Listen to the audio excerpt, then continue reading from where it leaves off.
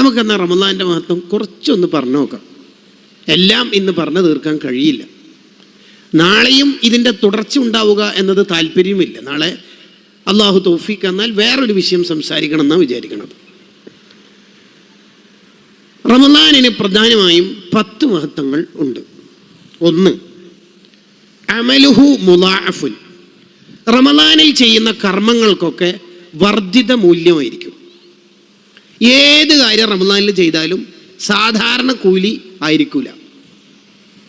ഉദാഹരണത്തിന് റമദാനിൽ ഒരു തസ്ബീഹ് ചൊല്ലിയാൽ ഏറ്റവും ചുരുങ്ങിയത് 1000 തസ്ബീഹ് ചൊല്ലിയ കൂലി കിട്ടും. ചുരുങ്ങിയതാണത്. റമദാനിൽ ഒരു റക്അത്ത് നിസ്കരിച്ചാൽ ഏറ്റവും ചുരുങ്ങിയത് 1000 റക്അത്തിൻ്റെ കൂലി കിട്ടും. അതൊക്കെ ഏറ്റവും ചുരുങ്ങിയതാട്ടോ.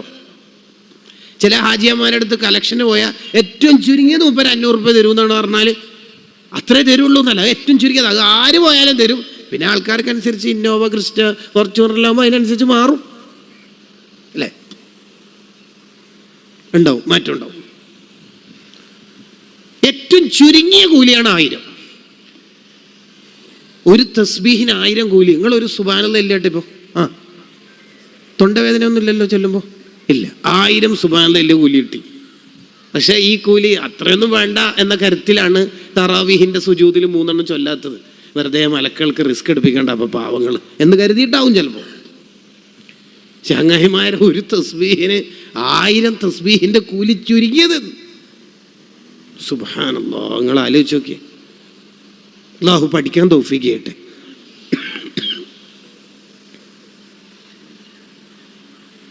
സാധാരണ നന്മയുടെ കൂലി വിവിധ കാരണങ്ങളാൽ വ്യത്യാസമുണ്ടാവും. പ്രധാനമായും 3 കാരണങ്ങൾ കൊണ്ടാണ് നന്മയുടെ കൂലികൾക്ക് വ്യത്യാസം ഉണ്ടാവുന്നത്. ഇത് പഠിക്കുന്നത് നല്ലതാണ്. 1, ഷറഫുൽ മക്കാൻ. സ്ഥലത്തിൻ്റെ മഹത്വം അനുസരിച്ച് അവിടെ ചെയ്യുന്ന കർമ്മങ്ങൾക്ക് കൂലി വ്യത്യാസം ഉണ്ടാവും. ഉദാഹരണം, മക്കത്തുനിന്ന് ചെയ്യുന്ന നന്മയുടെ കൂലി നാട്ടിൽ നിന്ന് ചെയ്താൽ ലഭിക്കൂല. അത് ആ സ്ഥലത്തിൻ്റെ പവറാണ്. ജുമുഅത്ത് പള്ളി ഉണ്ടാവില്ല, ജുമുഅ ഉള്ള പള്ളി, ആ പള്ളിയിൽ ജമാഅത്തിന് കൂടുന്നത് അഫ്ളലാണ്. കണ്ടോ? ജുമുഅ ഇല്ലാത്ത പള്ളി അവിടെ ജമാഅത്തുണ്ട്, തൊട്ടപ്പുറത്തെ ജുമുഅത്ത് പള്ളിയിലും ജമാഅത്തുണ്ട്. എങ്കിൽ ജുമുഅ ഉള്ള പള്ളിയിൽ കൂടലാണ് കൂടുതൽ കൂലി ഉണ്ടാവുക. ഒരു സ്ഥലത്തിൻ്റെ പവറാണത്. മക്കത്തുനിന്ന് ഒരു സുബ്ഹാനല്ലാഹ് എല്ലിയാൽ 1,00,000 സുബ്ഹാനല്ലാഹ് എല്ലിയ കൂലി കിട്ടും. മക്കൻ്റെ ഹറമെന്ന്, അത് റൂമിൽ നിന്നായാലും ശരി. ഏകദേശം ഉംറക്കൊക്കെ പോയാൽ റൂമൊക്കെ ഹറമിൽ തന്നെയാണ് ഉണ്ടാവുക. ആ ജിയോഗ്രഫിക്കൽ ടെറിറ്ററി നീണ്ടു നിൽക്കുന്ന കിലോമീറ്ററാണ്. ചില ആൾക്കാർ അവിടെ എത്തിയാൽ അമീറിനോട് ചോദിക്കും, തലശ്ശേരി ബിരിയാണി ഭയങ്കര 5 സ്റ്റാർ ഹോട്ടൽ എന്ന് പറഞ്ഞിട്ട് കൊണ്ടുവന്നതിനല്ലോ. ചങ്ങായിമാരെ ഉറങ്ങാനാണ് ഉദുമയിൽ തന്നെ ഇഷ്ടംപോലെ സ്ഥലമില്ലേ, അവിടെ പോയിട്ട് ഉറങ്ങല അല്ല. 1,00,000 സുബ്ഹാനല്ലാഹ് കൂലി. നിസ്കാരാണെങ്കിലോ, മക്കത്ത് നിസ്കരിക്കുകയാണെങ്കിലോ ലക്ഷക്കണക്കിന് കൂലി കിട്ടും. മക്കത്ത് നിസ്കരിച്ചാൽ കഅബന്റെ പരിസരത്ത് നിന്ന് ഒരാൾ 2 റക്അത്ത് നിസ്കരിക്കാന്ന് പറഞ്ഞാൽ കോടിക്കണക്കിന് പ്രതിഫലമാണ്. സാധാരണ ഈ ലക്ഷക്കണക്കിന് കൂലി എന്ന് പറഞ്ഞാൽ മക്കത്തെ പള്ളിയേക്കാൾ ലക്ഷക്കണക്കിന് കൂലി എന്നാണ്. അപ്പൊ മക്കത്തെ പള്ളിയും മദീനത്തെ പള്ളിയേക്കാൾ കൂലി എന്നാണ്. അപ്പൊ അത് 2 കൂടി ഗുണിച്ചാൽ കിട്ടുക 10 കോടിയാണ്. നമ്മളെ നാട്ടിൽ 500 കൊല്ലം നിസ്കരിച്ചാൽ കിട്ടുമോ 10 കോടി റക്അത്തിന്റെ കൂലി? ആ നാട്ടിൽ അള്ളാഹു ഒരുപാട് തവണ എത്താൻ തൗഫീഖ് ചെയ്യട്ടെ. നിങ്ങൾ ആലോചിച്ച് നോക്കി എന്താണ് കൂലി. അത് ആ സ്ഥലത്തിൻ്റെ പവർ. നമ്മളെ വിഷയം അതല്ല. നന്മയുടെ കൂലി വ്യത്യാസമാവുന്നത് രണ്ടാമത്തെ കാരണം ഷറഫു സമാൻ. സമയത്തിനനുസരിച്ച് വ്യത്യാസം ഉണ്ടാവും. ഉദാഹരണത്തിന് കാശിരി ദുൽഹിജ്ജ, ദുൽഹിജ്ജയിലെ ആദ്യത്തെ 10 ദിവസം ചെയ്യുന്ന നന്മകൾക്ക് മറ്റു കാലങ്ങളെക്കാൾ കൂടുതൽ പ്രതിഫലം ഉണ്ട്. അത് ഹദീസ് വന്നിട്ടുണ്ട് ആ വിഷയത്തിൽ. വശഹരി റമളാൻ, നമ്മളെ വിഷയം അതാണല്ലോ. റമളാൻ മാസത്തിൽ ചെയ്യുന്ന നന്മകൾക്ക് കൂടുതൽ കൂലിയാണ്. നബി സല്ലല്ലാഹു അലൈഹി വസല്ലം തങ്ങളോട് ഒരാൾ ചോദിച്ചല്ലോ, അയ്യു സദഖത്തി അഫ്ളൽ, ഏറ്റവും പുണ്യമുള്ള സ്വതക്ക ഏതാ നബിയെ? സ്വതക്കത്തുൻ ഫീ റമളാൻ, റമളാനിൽ ചെയ്യുന്ന സ്വതക്കയാണ്. നബി സല്ലല്ലാഹു അലൈഹി വസല്ലം തങ്ങൾ അജ്വദുന്നാസാണ്, ലോകത്തെ ഏറ്റവും കൂടുതൽ സ്വതക്ക ചെയ്ത ആൾ മുത്തുനബിയ സ്വല്ലല്ലാഹു അലൈഹി വസല്ലം. അല്ല, ചിലപ്പോൾ ചില പ്രമാണിമാർക്കൊക്കെ തോന്നും 2 മുത്തഅല്ലിമീങ്ങളുടെ തക്കാഫുൽ ഏറ്റെടുത്താൽ, ഏതെങ്കിലും 4 സ്ഥാപനത്തിലേക്ക് ചാക്കരി കൊടുത്താൽ നമുക്ക് തോന്നും ചിലപ്പോൾ ഞാനാണ് കൂടുതൽ സംഭാവന ചെയ്തത്. എൻ്റെ വരുന്ന ആളോടെല്ലാം പറയുകയും ചെയ്യും, എന്ത് പിരിവ് എന്ന് പറഞ്ഞാൽ പിരിവ് ഉസ്താദേ, റമളാനായിട്ട് പിരിവ് എന്ന് പറഞ്ഞാൽ പിരിവ് പറയുകയും ചെയ്യും. ചില ആൾ അങ്ങനെ പറച്ചിലേ ഉണ്ടാവുള്ളൂ, കൊടുക്കൂല. ഏതുപോലെ ചില ആൾ ബാങ്ക് കൊടുത്താൽ നിസ്കരിക്കൂല, പക്ഷെ വിളിക്കുന്ന ആളോടെല്ലാം പറയും, ഹലോ ഞാൻ നിസ്കരിച്ചിട്ടില്ല കേട്ടോ. പിന്നെ വാട്സപ്പിൽ ഞാൻ നിസ്കരിച്ചിട്ടില്ല കേട്ടോ, നിസ്കരിക്കോ ഇല്ല.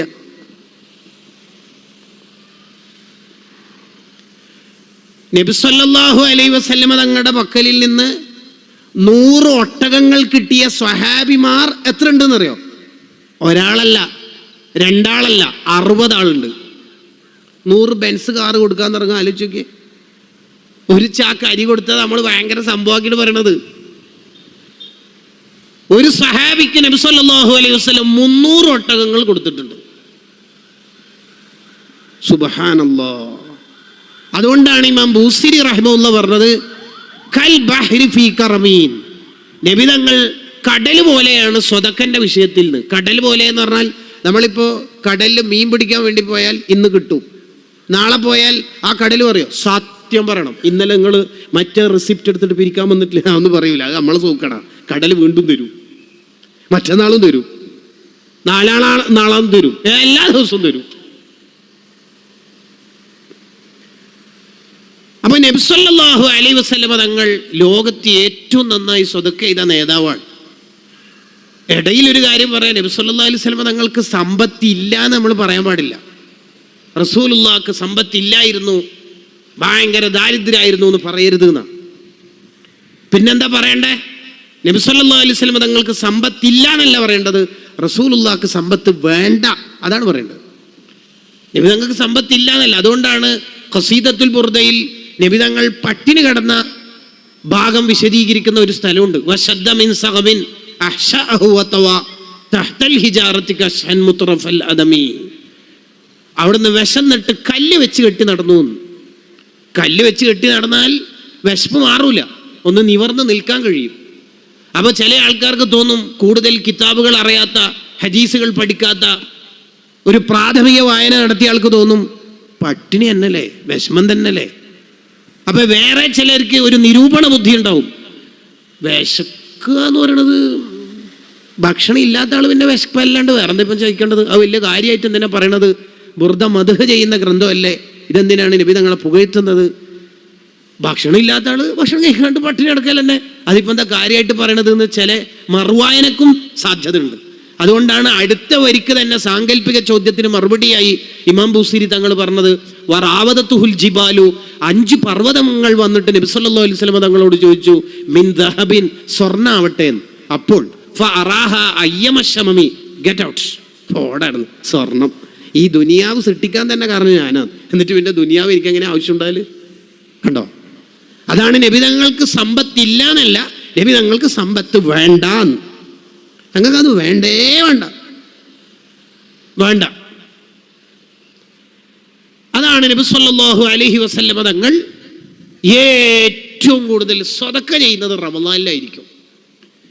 ഏറ്റവും കൂടുതൽ അവിടുന്ന് സ്വതക്ക ചെയ്യുന്ന റമളാനില്ല. എന്താ കാരണം? റമളാനിൽ ചെയ്യുന്ന നന്മകൾക്ക് കൂടുതൽ കൂലിയായിരിക്കും. വേറൊരു ഹദീസിൽ കാണാം, ഉംറത്തും ഫീ റമളാന തഅദിലു കഹജ്ജതി മഈ. റമളാനിൽ ഉംറ ചെയ്യുന്നത് എൻ്റെ കൂടെ ഹജ്ജ് ചെയ്യുന്ന പോലെയാണ്. ലോകത്ത് ആർക്കെങ്കിലും ആഗ്രഹം ഉണ്ടാവോ? ആഗ്രഹം ഇല്ലാതിരിക്കുമോ? നബി സല്ലല്ലാഹു അലൈഹി വസല്ലം തങ്ങളുടെ കൂടെ ഹജ്ജ് ചെയ്യാൻ ആഗ്രഹം ഇല്ലാത്ത ആരെങ്കിലും ഉണ്ടാവോ? ആരാ അമീർ എന്നല്ലേ നമ്മൾ ചോദിക്കല്? നബി സല്ലല്ലാഹു അലൈഹി വസല്ലം തങ്ങൾ പറയാ, റമളാനിൽ ചെയ്യുന്ന ഉംറ തഅദിലു കഹജ്ജതി മഈ, എൻ്റെ കൂടെ ഹജ്ജ് ചെയ്യുന്ന പോലെയാണ്. അപ്പൊ റമളാനിൽ എന്ത് ചെയ്താലും അതിന് കൂടുതൽ കൂടുതൽ കൂലി ഉണ്ടാവും. മൂന്നാമത്തെ ഒരു കാരണം, നന്മക്ക് കൂലി വ്യത്യാസം വരാൻ ഒന്ന് സ്ഥലം, മറ്റൊന്ന് സമയം. ഷറഫുൽ ആമിൽ, ആ കർമ്മം ചെയ്യുന്ന ആളുടെ ഇഖ്ലാസ് അനുസരിച്ച്, നിയത്തിനനുസരിച്ച് കൂലി കൂടുതൽ കുറവ് ഒക്കെ ഉണ്ടാവും. ഉദാഹരണത്തിന്, ഇന്ന് പള്ളിയിൽ നിന്ന് 2 പേർ ഒന്നിച്ച് നിന്ന് 1-ാം സഫിൽ സുബ്ഹി നിസ്കരിച്ചു. രണ്ടുപേരും നിസ്കരിച്ചത് 2 റക്അത്താണ്. ഒരാളുടെ സുബി 7 ആകാശവും കഴിഞ്ഞിട്ട് അർശിലേക്ക് എത്തിയിട്ടുണ്ട്, മറ്റാളുടെ സുബി പള്ളീൻ്റെ കോൺക്രീറ്റ് കെട്ടിയിട്ട് താഴേക്ക് തന്നെ വരുന്നുണ്ട്. കണ്ടോ? അത് അവരവരുടെ നിയത്തിൻ്റെ ഇഖ്ലാസിൻ്റെ കരുത്തിൻ്റെ വ്യത്യാസങ്ങൾക്കനുസരിച്ചിട്ടായിരിക്കും. ഒരാലിമിൻ്റെ 2 റക്അത്തിന് ആബിദിൻ്റെ 1000 റക്അത്തിനേക്കാൾ മഹത്വമുണ്ട് എന്ന്. കണ്ടോ? എൻ്റെ സ്വഹാബിമാരിൽ ഒരാൾ 1/2 ദീനാർ ചെലവഴിക്കുന്നത് നിങ്ങൾ ഉഹദ് മലയോളം ചെലവഴിക്കുന്നതിനേക്കാൾ മഹത്വമുണ്ട്. കണ്ടോ? സിമ്പിളായ ഒരു ഉദാഹരണം പറഞ്ഞാൽ വേഗത്തിൽ മനസ്സിലാവും. ഒരു ഹാജിയാർ അവരുടെ മകളുടെ ലാസ്റ്റ് മോളുടെ കല്യാണം നടത്തുകയാണ്. ലാസ്റ്റ് മോളെ കല്യാണം എന്ന് ഉദാഹരണം പറയാൻ കാരണം അതായിരിക്കും അടിച്ചുപൊളി കല്യാണം. കാരണം ഇനി ഖബറിലേക്ക് പോകുന്നതിന് മുമ്പ് ചാൻസ് ഇല്ലല്ലോ, അവനെ അടിച്ചു പൊളിക്കൽ തന്നെ വെറുതെ ചെയ്യുക. ആ കല്യാണത്തിന് മുമ്പ് ഡിലീഷ്യസ് ഫുഡാണ് മുമ്പ് കരുതുന്നത്. എല്ലാ മോഡൽ ഫുഡും ഉണ്ടാവണം, എല്ലാവരും കഴിച്ചിട്ട് പോസിറ്റീവ് സ്ട്രോക്ക് നല്ല ഫീഡ്ബാക്ക് തരണം, ഈ നാട്ടിൽ ഇന്നേ വരെ കിട്ടാത്ത ഫുഡ് ഐറ്റംസ് ഇറക്കി വെക്കണം, എല്ലാ നാട്ടിലെയും പലഹാരം ഉണ്ടാവണം. അങ്ങനെ ഫുൾ ദുന്യവിയായ ചിന്ത മാത്രം. കുറേ പാവങ്ങൾക്ക് ഫുഡ് കൊടുക്കണമെന്നോ ഭക്ഷണം കൊടുത്താൽ സ്വർഗ്ഗ കൊട്ടാരം കിട്ടുമെന്നുള്ള ഉഹ്റവിയായ ചിന്തയൊന്നുമല്ല. ഹൈപ്പോക്രസി ആൻഡ് വാനിറ്റി, പൊങ്ങച്ചം മാത്രം. അങ്ങനെ കല്യാണത്തിനൊരു 2000 ആൾക്കാരെ ഉപരി ക്ഷണിച്ചു. ഏറെക്കുറെ ആളും അത്തരം കല്യാണങ്ങളിൽ വരാൻ സാധ്യത കൂടുതലാണ്. കാരണം എല്ലാ ഐറ്റംസും ഉണ്ടാകുമ്പോൾ നാസ്ത പോലും കഴിക്കാതെ ജമ്മു കസറാക്കാം എന്ന അർത്ഥത്തിൽ വരും, എന്തായാലും വരും, സാധ്യത കൂടുതലാണ്. ആ കല്യാണം മൂപ്പര് അടിച്ചു പൊളിയായി നടത്തി. 3 ദിവസത്തെ ഫുഡിനും മറ്റൊക്കെ കൂടി 10 ലക്ഷത്തിന് മേലെ ചിലവായി. 10 ലക്ഷത്തിന് മേലെ മൂപ്പർക്ക് ചിലവായി. പാവങ്ങളെയൊന്നും വിളിച്ചിട്ടില്ല. അപ്പോൾ തന്നെ ആ സൽക്കാരം സ്വീകരിക്കുമോ ഇല്ലയോ എന്ന ചോദ്യത്തിൻ്റെ ഉത്തരം നിങ്ങൾക്ക് കിട്ടേണ്ടതാണ്. ആ കല്യാണത്തിൽ ക്ഷണിക്കപ്പെട്ട സദർ ഉസ്താദ്, മുദരിസ് ഉസ്താദ്, ഖത്തീബ് ഉസ്താദ് ളുഹർ നിസ്കാരം കഴിഞ്ഞിട്ട് ഇറങ്ങുമ്പോൾ പള്ളി അടിച്ചു വാരുന്ന, ടോയ്ലറ്റ് വൃത്തിയാക്കുന്ന, ഹൗല് തേച്ച് കഴുകുന്ന ഒരു അഹമ്മദ് ഉണ്ട്. പാവം. നമ്മൾ ഈ ജില്ലക്കാരനല്ല, 2-3 ജില്ലകൾക്കപ്പുറത്തുള്ള ജില്ലക്കാരനാണ്. വളരെ പാവം. ജീവിതത്തിൻ്റെ 2 അറ്റം മുട്ടിക്കാൻ വേണ്ടി കഷ്ടപ്പെടുന്ന ഒരാളാണ്. ഈ പ്രായത്തിൽ വീട്ടിൽ സ്വസ്ഥമായി ജീവിച്ച് മക്കൾ കൊടുക്കുന്നതൊക്കെ ആസ്വദിക്കേണ്ട ഒരു പ്രായമാണ്. എന്നിട്ടും ജീവിതത്തിൽ ഒരുപാട് പ്രാരാബ്ധങ്ങളുള്ളത് കൊണ്ട് ചെറിയ സാലറിയിൽ വളരെ തുച്ഛമായ വേതനത്തിൽ ഈ പാവയുടെ ജോലി ചെയ്യുക. ഖത്തീബ് ഉസ്താദ് ചോദിച്ചു, ഭക്ഷണത്തിന് ഹാജിയാരുടെ കല്യാണത്തിന് പോകുമ്പോൾ, മോളെ കല്യാണത്തിന് പോകുമ്പോൾ നിങ്ങൾ പോരുന്നില്ലേ? ഹാജിയാരെ ഗീബത്ത് പറയണ്ട എന്ന് കരുതിയിട്ട് മുപ്പര് പറഞ്ഞു, പിന്നെ മുപ്പര് കല്യാണം വിളിക്കാൻ മറന്നുപോയതാണെന്ന് തോന്നുന്നു. പിന്നെ മാത്രമല്ല, എനിക്ക് അങ്ങനെ വിശപ്പില്ല, നാസ്ത കുറച്ച് വൈകിട്ടാണ് കഴിച്ചത് എന്ന് പറഞ്ഞാൽ ബ്രഞ്ച് എന്ന് പറഞ്ഞാൽ അറിയാലോ, ഈ ബ്രേക്ക്ഫാസ്റ്റ് ലഞ്ചിൻ്റെ ഇടയിൽ കഴിക്കുന്നതിനാണ് ബ്രഞ്ച് എന്ന് പറയുന്നത്. ലഞ്ചും അല്ല ബ്രേക്ക്ഫാസ്റ്റും അല്ല. ഒരു 11:30 ഉച്ചക്കത്തെ കറിയും രാവിലത്തെ അപ്പവും കൂടി, അങ്ങനെ അറിയാം. മനസ്സിലായില്ല നിങ്ങൾക്ക്? പിന്നെ റമളാനിൻ്റെ ഭക്ഷണത്തിന് കുറച്ച് ഓവർ പറയിപ്പിക്കരുത്, വേഗം തലാട്ടി സഹകരിക്കുക. അങ്ങനെ ബ്രഞ്ച് കഴിച്ചിട്ടാണ് മുപ്പര്. സത്യത്തിൽ ഇയാൾക്ക് വിശപ്പില്ലായിട്ടോ അതൊന്നും അല്ല, പിന്നെ കല്യാണത്തിന് ഇങ്ങനെ വിളിക്കാതെ പോകുക എന്നുള്ള അർത്ഥത്തിൽ. അപ്പോൾ അവർ കാറ് സ്റ്റാർട്ട് ചെയ്ത് പോകാൻ പോകുമ്പോൾ സദർ ഉസ്താദ് മുദരിസ് ഉസ്താദിനോട് പറഞ്ഞു, നിങ്ങൾ വിളിച്ചാൽ പോരും, പാവം നമ്മളെല്ലാവരും സുഭിക്ഷമായ ഭക്ഷണം കഴിക്കുമ്പോൾ ബിരിയാണിയൊക്കെ കഴിച്ച് പോരുമ്പോൾ അയാളെ ഒറ്റക്കാക്കിയിട്ട് പോവുക ഒരു രസമില്ലല്ലോ.